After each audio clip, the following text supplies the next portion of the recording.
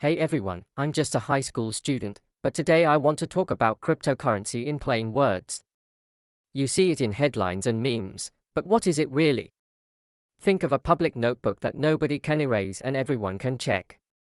That notebook is the blockchain, a shared ledger copied on many computers.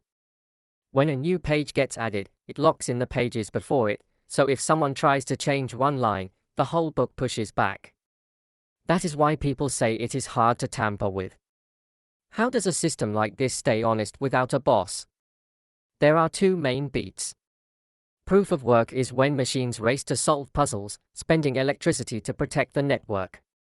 Proof of stake is when people lock up their coins as a promise to behave, help the network and you earn rewards, cheat and you risk losing your stake. The methods are different, but the goal is the same: keep things fair without one central authority. Now, about wallets. A wallet is not a pouch of coins, it is your identity and your keys. You have a public address you can share and a private key you must protect, like your house keys and your diary combined.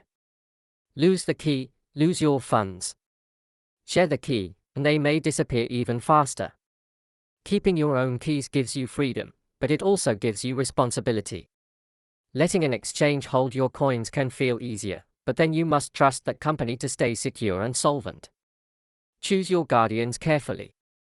So why do people care about all this? 3 words: speed, access, programmability. You can move value across borders without waiting on banking hours. You can write code so money moves automatically when conditions are met, like a ticket that refunds itself if a show is cancelled, or a loan that follows the rules on its own. That is what people mean by smart contracts, money that does things, not just money that sits. There are also stablecoins that try to track a regular currency, which makes digital payments feel familiar.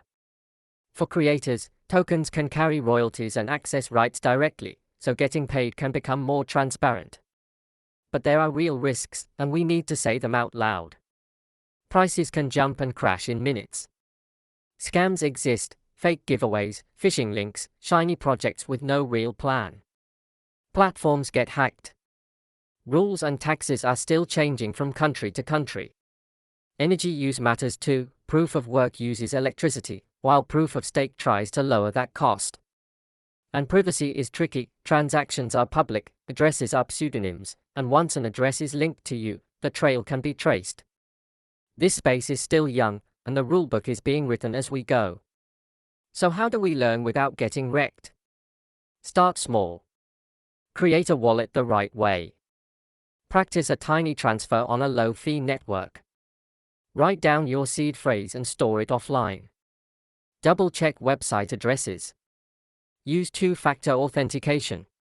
If someone promises easy, risk-free money, hit pause and ask, what problem does this solve? Who maintains it? How does it last over time? Curiosity is cool, caution is cooler. And this is not investment advice, it is common sense for beginners. Here is my take. Crypto is not a magic cheat code and not a monster either. It is a toolbox. Used well, it could help people send money faster, build new apps, and give creators more control. Used badly, it can waste money, time, and trust. Our generation will help decide which way it goes. If we stay curious and careful, keep our keys safe, and listen for the melody under the noise, we can push this tech toward real benefits. The track is still playing. Let's learn the beat before we dance. All right, listeners. Today we're taking a clear look at cryptocurrency, what it is, why it matters, and how to move through it without getting lost in the noise. Not just headlines, not just hype. We're going DJ style. The rhythm, the risks, the reasons people care. If words like wallet, blockchain, or gas fees have ever made you pause, stay with me. By the end of this set, you'll hear the pattern underneath the buzz. First up, what is crypto, really? Picture a public notebook that everyone can read and no single person can erase. That's the blockchain, a shared ledger copied across many computers. Each new block is like a fresh page that locks in the last pages. Try to change one line, and the whole book pushes back. That is why people say it is tamper-resistant. On top of that ledger lie digital coins and tokens. Some aim to be money, some power applications, Some act like tickets, memberships, or access keys. Think of it as the internet's native value layer running around the clock. How does it stay honest without a central boss? Two big beats keep time: proof of work and proof of stake. In proof of work, machines race to solve puzzles, spending electricity to secure the network. In proof of stake, participants lock up their coins as a security deposit. Good behavior earns rewards, bad behavior risks losing that stake. Different rhythms, same goal: keep the network playing in sync. Let's talk wallets. A wallet is not a pouch of coins. It is your key, your identity, your permission slip. There is a public address you can share, and a private key you must guard like your house keys and your diary combined. Lose the key, and your assets are gone. Share it, and they may vanish even faster. Self-custody gives you freedom, but it also gives you responsibility.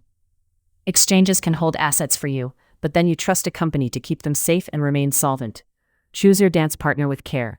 Why are people into this? Speed, access, programmability. You can send value across borders without waiting on banking hours. You can build apps where money moves automatically when conditions are met.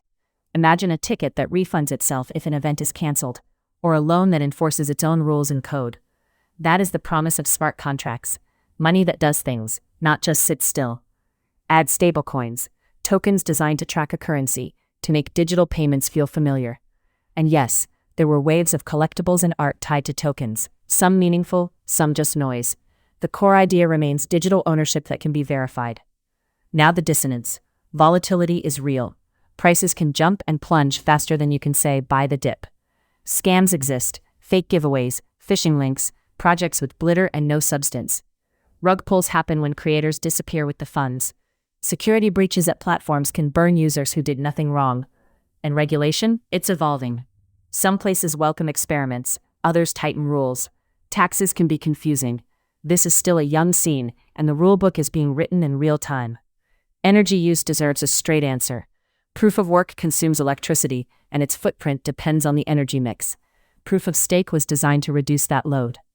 The conversation is shifting toward cleaner power and more efficient designs, and it should stay front and center. Technology can change. The planet does not get a do-over. What about identity and privacy? Transactions are public. Addresses are pseudonymous. That gives transparency, but once an address is linked to you, the trail can be traced. Privacy tools exist, and so do laws and compliance. Move with intention, and know the venue you are stepping into. How do you learn without getting wrecked? Start tiny. Create a wallet safely. Practice a small transfer on a low-fee network. Write down your seed phrase and store it offline. Double-check website addresses. Use two-factor authentication. If someone promises risk-free riches, hit pause. Ask 3 questions. What problem does this solve? Who maintains it? How does it sustain itself over time? Curiosity is cool. Caution is cooler. And no, this is not investment advice. This is about understanding the beat before you dance. Real talk. Crypto is not just flipping coins. It's about open networks that let developers remix savings, lending, and payments into services anyone can access with a phone. It's about creators owning distribution and communities coordinating without a gatekeeper. Sometimes it works, sometimes it breaks. The point is the experimentation. Push, iterate, learn, repeat. As we slide into the outro, here is your recap. Crypto is a shared ledger plus programmable money, secured by incentives rather than a single boss. It offers speed, global reach, and new kinds of applications. It also carries real risks: security, scams, volatility, and shifting rules. You can lean into innovation while respecting guardrails. Keep your keys safe, keep expectations realistic, and keep your mind open. That's the set for today. If you learn the basics and stay skeptical in all the right ways, you will hear the melody beneath the noise. Protect your keys, protect your peace, and never let hype drown out your homework. Stay sharp, stay kind, and catch me on the next beat.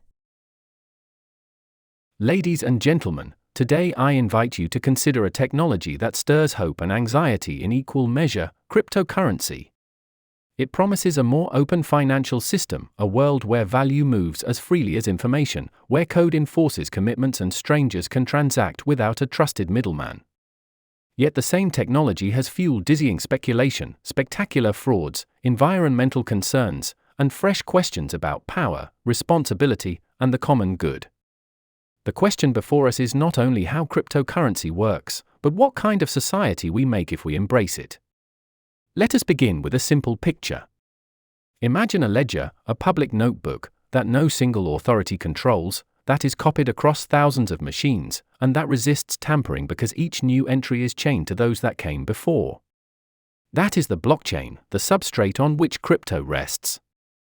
On this substrate live digital assets, coins and tokens, that can be programmed to move when certain conditions are met, without the say-so of a bank or government. Two principal methods keep such networks honest.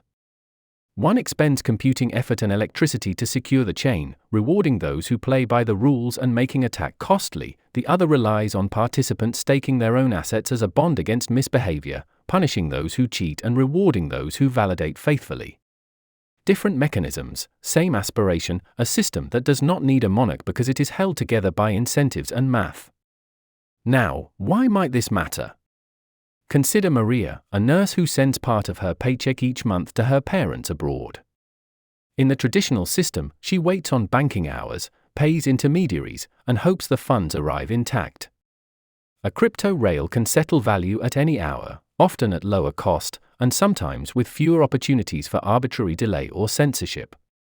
Or consider the small developer who writes code that holds money in escrow and returns it automatically if a concert is cancelled, without pleading with a call center. This is the promise of so-called smart contracts, money that does things, not merely sits still. For creators who have long depended on platforms that take a substantial cut, programmable tokens can encode royalties and rights directly into the asset itself. In these cases, crypto appears not as a speculative casino but as an infrastructure for inclusion, efficiency, and autonomy. But there is a counter-story. Imagine David, who stores his savings on an exchange that collapses. He did not forget his password, he followed the prompts and trusted a brand. Yet the assets are gone, and with them the promise of financial sovereignty, because sovereignty without custody is an illusion. Or consider a community that pours its hopes and money into a glittering token only to see its promoters vanish in what the industry, with disarming frankness, calls a rug pull. There are also the less dramatic but pervasive harms, phishing links that mimic legitimate sites, promises of risk-free returns, and networks whose fees spike precisely when people most need them. Here, too, incentives and math are at work, but in the service of human gullibility and institutional opacity. These stories raise familiar moral questions in a new key. The first is about freedom and responsibility. Crypto enthusiasts prize the freedom to hold and move value without permission. But should the burdens of that freedom, key management, security hygiene, irreversibility of mistakes, fall entirely on each individual? If a typo in an address can erase a year of wages, have we honored personal responsibility or merely shifted operational risk from institutions to users less equipped to bear it? We admire self-reliance, but we also build guardrails, seatbelts, circuit breakers, disclosure rules, because we recognize that a society is more than the sum of atomic choices. What guardrails, if any, should accompany financial self-sovereignty? A second question concerns fairness. Markets often reward early arrival and risk-taking. In crypto, the gains of early insiders can be extraordinary, while latecomers may carry the heaviest losses. Some will say this is simply how innovation unfolds, others will worry that a technology that concentrates wealth while advertising democratization corrupts its own promise. Who benefits, who bears the downside, and what obligations, if any, do protocol designers, influencers, and exchanges owe to those they invite into the arena? If the ethos is do your own research, does that absolve the powerful of responsibility, or does it conceal a moral hazard behind a slogan? A third question involves externalities, the costs a transaction imposes on those not party to it. Certain consensus mechanisms consume significant energy, others reduce that footprint dramatically. Even when energy is cleaner, hardware manufacture and electronic waste must be counted. We should ask not only whether a given network becomes more efficient over time, but also who pays for the remaining costs. When blockchains compete to secure their ledgers, do they also compete to offload environmental burdens onto the air we share? A just system tallies not only private profits and losses but public goods and harms. Privacy presents a fourth dilemma. Crypto transactions are recorded on public ledgers, addresses are pseudonymous, not anonymous. This can enhance transparency and deter certain abuses. Yet once an address is linked to a person, the trail of their transactions may be traced indefinitely. We face a tension between legitimate law enforcement and the right to a private life. Which value should prevail, and in what circumstances? Should we welcome tools that restore privacy by design, or fear them as shields for wrongdoing? The answer cannot be left to code alone, because it reflects our judgment about trust, dignity, and the limits of surveillance.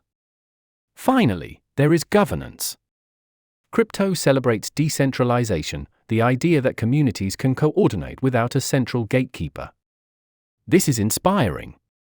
But when things go wrong, when a smart contract contains a flaw, when a voting process is hijacked, when a treasury is drained, whom do we call? Code is precise, but life is messy. Emergencies force a choice between two ideals: fidelity to immutable rules and responsiveness to human needs. If a community forks its ledger to undo a harm, has it vindicated justice or betrayed its own principles? Here we confront a paradox. The more a system aspires to replace institutions with rules, the more it must build new institutions of audit, of dispute resolution, of stewardship, to sustain those rules in a human world. What, then, should we do? One path is uncritical enthusiasm: let innovation rip, and let the chips fall where they may. Another is blanket prohibition: freeze the technology because it invites speculation and abuse. Both are unsatisfying.